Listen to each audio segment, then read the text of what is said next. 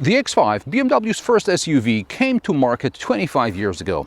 Its fourth generation, G05, has been given a facelift. What has changed, and is there a point choosing a plug-in hybrid version like the one behind me? Let's find out.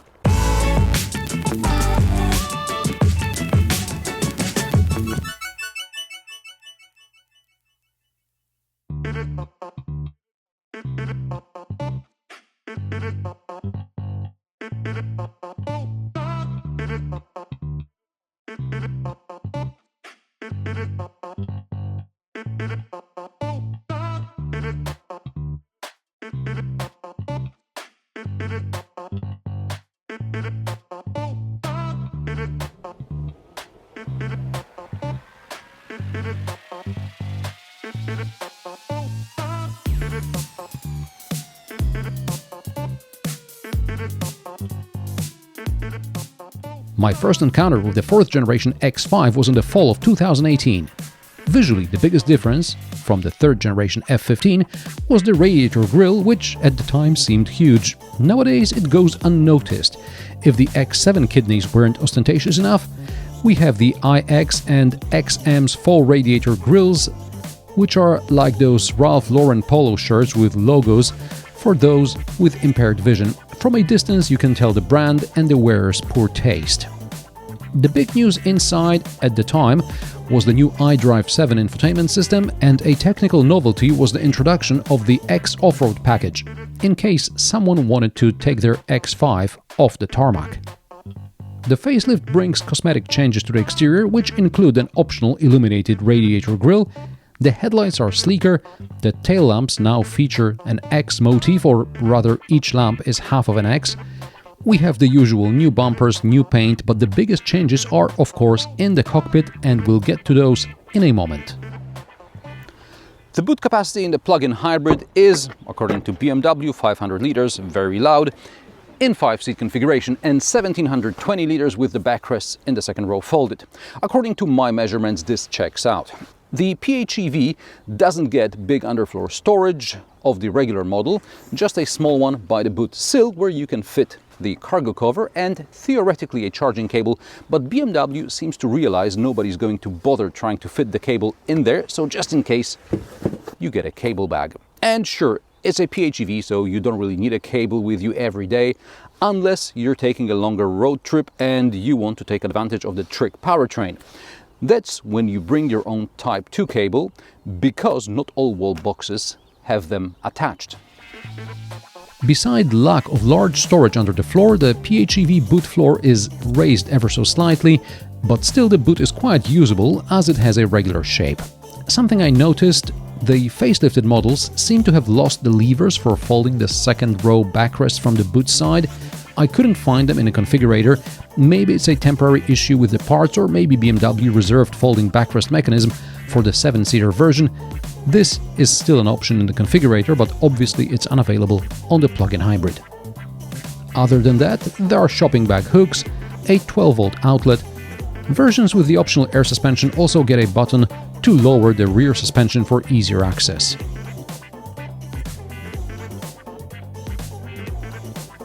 And something you probably noticed, but it's worth pointing out anyway, the split tailgate. A great feature when you want to change your shoes after a run, or maybe take those ski boots off in relative comfort. Very good.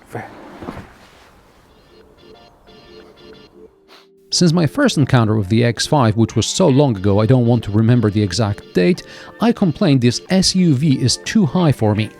Some of you may have noticed I recently shed some weight, and perhaps that's why standing on my toes is no longer such a problem for me. Or having reviewed the big Range Rover, I no longer consider BMW's height an issue.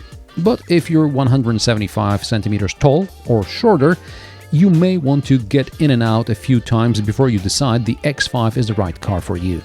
Especially since the doors still don't cover the sills, and therefore I brush against them with my trousers every time I enter and exit. Nothing new in the rear. There is less legroom than in the Mercedes-Benz GLE, but still enough when the driver is my height, that's 175 centimeters. There are large door pockets, cup holders in the armrest. The backrest splits 40-20-40. There is a 4-zone climate control, and the side seats are heated. On the backs of the front seats are USB ports and attachment points for accessories. Window blinds are manual and, like the seat-mounted USB ports, they are an option. I appreciate that the floor is almost flat. That's good news for the middle passenger. I often get asked about the best car in which 5 adults will be comfortable, to which I reply, a van with individual seats in the rear. Anything less is going to be a compromise, but the least you have to aim for is something the size of an X5, which has a rear seat width of about 150 centimeters. And now let's look at the changes in the cockpit. To be honest, there is really one important change, and that's the transition to the new BMW OS 8.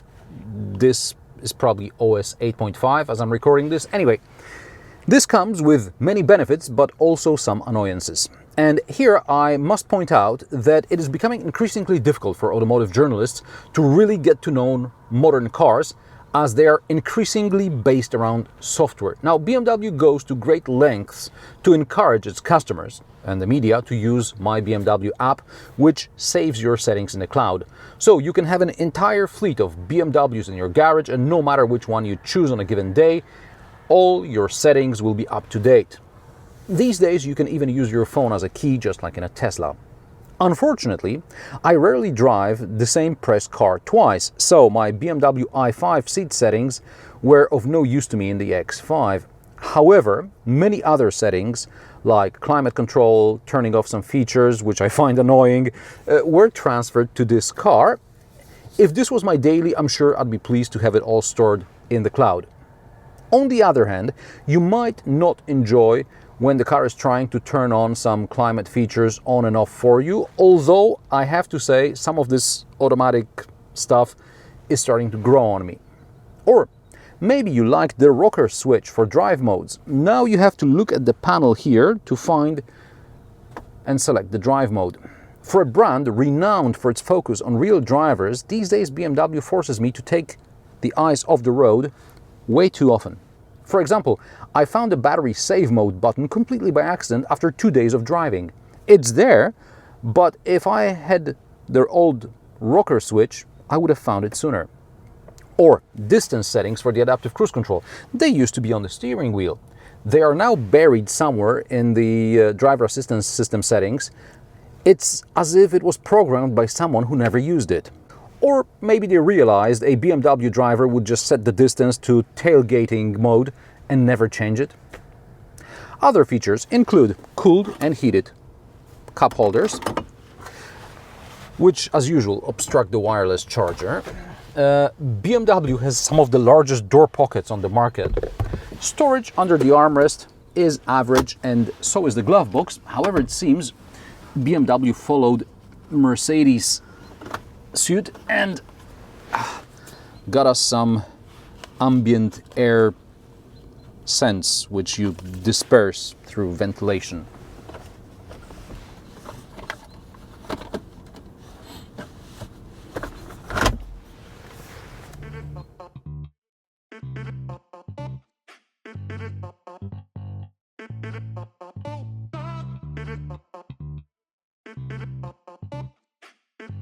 BMW has abandoned the 2-liter diesel in the X5, at least for now. All powertrains have 6 or 8 cylinders. Even the plug-in hybrid has a petrol inline-6 under the bonnet. The xDrive50e is the only plug-in hybrid in the X5 range. Mercedes has 3 plug-ins in the GLE range, including one with a diesel. Audi has 2 plug-ins in the Q7. The xDrive50e has a traction battery with a gross capacity of 29.5 kWh and a net capacity of 25.7 kWh, which can take up to 7.4 kilowatts and charges to full in 4.5 hours. There is no CCS charging option, which Mercedes offers in its PHEVs. The total power output of the internal combustion engine and electric motor is 489 horsepower and the torque is 700 Nm. The promised 0 to 100 km per hour time is 4.8 seconds. I achieved 5.6 seconds in normal mode, but 4.5 seconds in sport mode.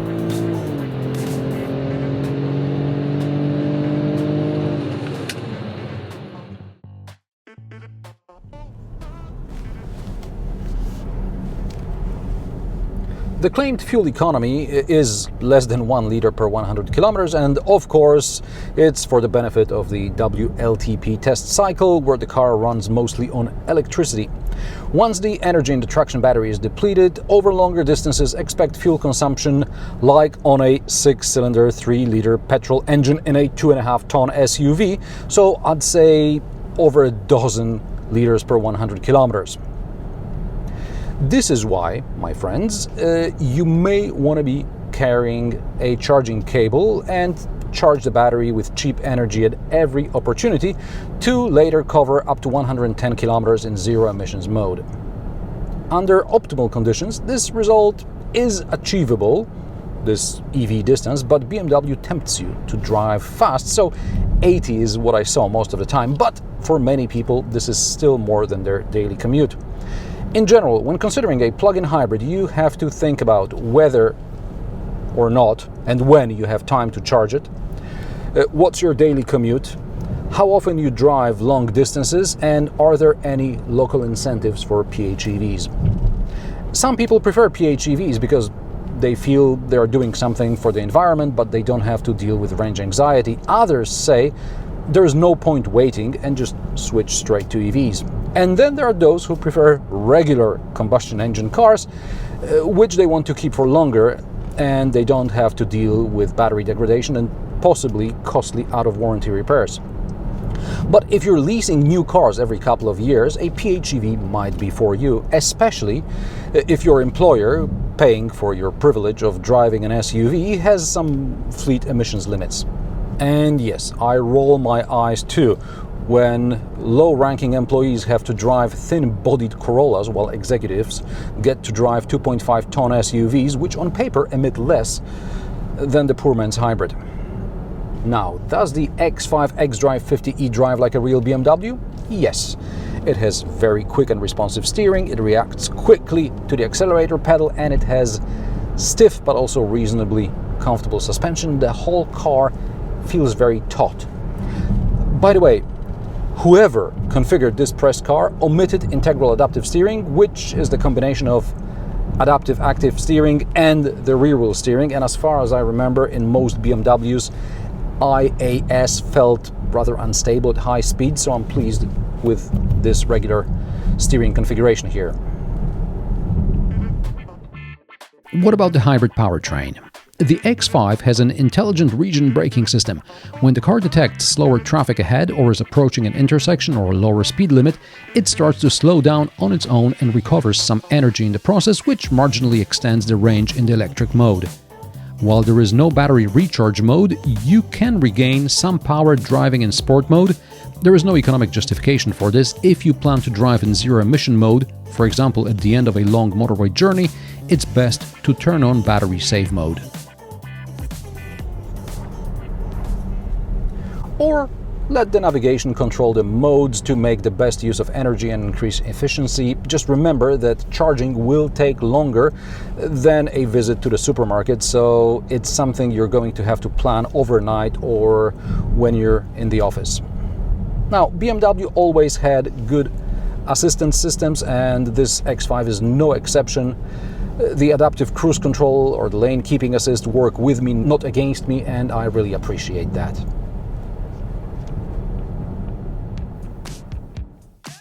Other interesting features which can be had with the OS 8 include, for example, a system that allows you to save a series of maneuvers in a certain location. So, for example, I can save a location on my street from which the car will start automatic reverse parking maneuver into my driveway. The street is quite narrow and so is my gate, and since there is no rear wheel steering, this almost 5-meter long SUV can barely fit. As you can see, the maneuver was successful. This is a great convenience, although, of course, it is better to choose a car that you will be able to park yourself.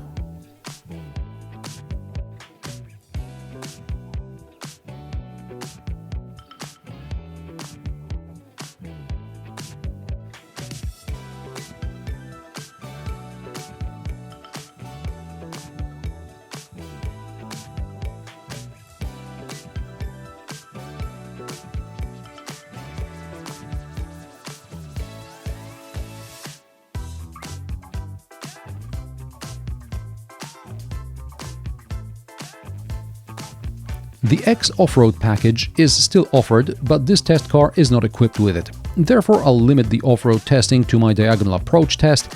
I stop halfway, so the two wheels on the diagonal have limited traction, and then I try to get moving again.